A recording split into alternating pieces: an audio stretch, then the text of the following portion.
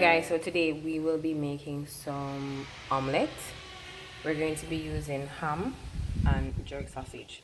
So we have our eggs, we have here some mozzarella cheese, some cheddar cheese, we have here onions, tomatoes, and scotch bonnet pepper, sweet peppers, some fried minced plantain. We have our butter, we have some Eva milk, oil, salt, black pepper. So let's do this.